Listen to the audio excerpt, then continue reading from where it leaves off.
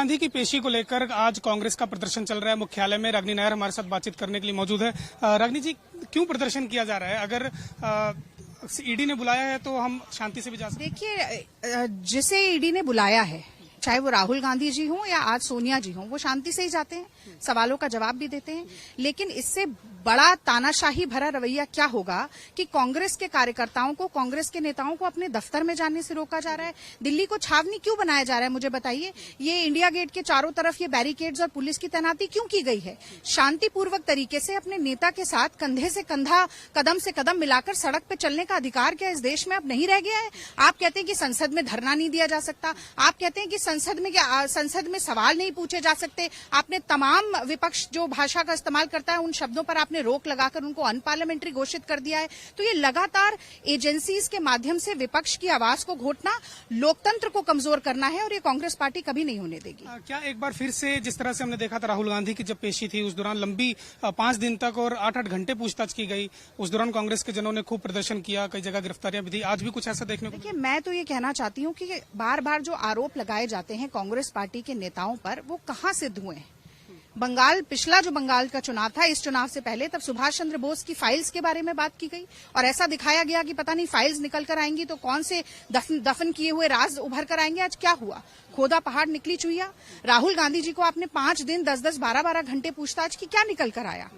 आज अब सोनिया गांधी जी को भी, वो महिला जिन्होंने, मैं तो समझती हूँ ये याद रखना चाहिए भारतीय जनता पार्टी को कि वो सोनिया जी ही हैं जिन्होंने अटल अडवाणी युग को समाप्त किया था और 10 साल की इस देश में यूपीए की सरकार बनाई थी। और जैसा कि उन्होंने खुद कहा कि वो इंदिरा गांधी की बहू है, किसी से डरने वाली नहीं है। पर देश में अगर लोकतंत्र का दमन होगा तो कांग्रेस पार्टी जरूर आवाज उठाएगी। क्या रणनीति है आपकी? आगे आखिरी सवाल यही लूंगा कि यहाँ से क्या रणनीति है, किस प्रकार से आप ईडी दफ्तर जाएंगे? कांग्रेस पार्टी, कांग्रेस के सारे बड़े नेता, कांग्रेस के सारे सांसद, कांग्रेस की वर्किंग कमेटी, कांग्रेस के महासचिव, सब लोग हम पैदल जाना चाहते हैं ईडी के दफ्तर तक और हम वहां बाहर बैठकर शांतिपूर्वक तरीके से हम अपने भजन गाएंगे, हम अपना विरोध प्रदर्शन करना चाहते हैं। जब बातचीत पूरी हो जाए तो हम सोनिया जी के साथ वापस आ जाएंगे। बहुत बहुत शुक्रिया। तो ये थे राष्ट्रीय प्रवक्ता रागिनी नायर, जिनका साफ तौर पर कहना है कि ये सोनिया गांधी के साथ जाना चाहती हैं लेकिन इनको इजाजत नहीं दी जा रही है। और मीरा कुमार भी यहाँ पर आई हैं, लोकसभा की पूर्व स्पीकर रह चुकी हैं, इनसे बातचीत कर लेंगे। How do you see this? Do you think this is actually a vendetta politics that is happening over here? Yes, you already put it yourself. Yes, they are being very partial, they are picking and choosing, and they are using the government agencies for this, which is very sorry state of affairs. It should not be done. What is the future course of action that the Congress party is going to take, ma'am? You have been the Speaker of the Lok Sabha. We are seeing protests happening in Lok Sabha as well. How do you see this entire thing playing out? Yes, we should. We have always followed the path of satyagrah and peaceful protest. We'll follow the same. However, I am going inside. Whatever decision is taken, we will take action on that. Your message to the Congress workers, ma'am? My humble request and message to the Congress workers that they are already so powerful and they always follow the right path. In last 70-75 years, it is Congress which has taken the country ahead, and it is because of the Congress workers that the party has gone ahead, the country has gone ahead, and I have full faith that they will do the same now. Thank you so much for your time, ma'am. Ma'am Hindi में जिस तरीके से ma'am Rahul Gandhi से पहले पूछताछ हुई है, आज मैम सोनिया गांधी की ईडी में पेशी है, किस तरीके से देखते हैं मैम? कांग्रेस से सत्याग्रह का नाम दे दिया मैम। हाँ, सत्याग्रह तो करना होगा क्योंकि जो सरकारी एजेंसीज हैं उनका गलत इस्तेमाल हो रहा है, पक्षपातपूर्ण इस्तेमाल हो रहा है और परेशान करने के लिए, मनोबल तोड़ने के लिए उनका इस्तेमाल हो रहा है।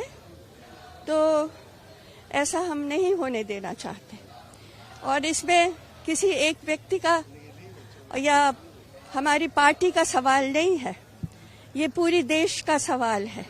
इसलिए हम सत्याग्रह कर रहे हैं। आगे की मैम क्या रणनीति है? यही कि हम सत्याग्रह करेंगे। आप भी स्पीकर रही हैं और आज के डेट में कांग्रेस आरोप लगाती है कि अनपार्लियामेंट्री शब्द घोषित कर दिए जा रहे हैं, कुछ भी बोलने नहीं दिया जा रहा, ना अंदर न बाहर। ये इस पर मुझे दुख होता है, क्योंकि मेरे समय में भी मैंने कई शब्दों को मिटाया था, और जब से पार्लियामेंट चल रही है 1952 से, तब से जो स्पीकर रहे हैं उन्होंने कुछ न कुछ असंसदीय शब्दों को मिटाया। कभी किसी ने इसका विरोध नहीं किया, सबने उसको स्वीकार किया। जो विपक्ष की पार्टी थी उन्होंने भी स्वीकार किया, लेकिन अभी जिस तरह से ये किया गया है वो स्वीकार्य नहीं है, इसलिए विरोध हो रहा है। आज राष्ट्रपति चुनाव के नतीजे भी आने वाले हैं, क्या देखते हैं कि कौन जीत रहा है?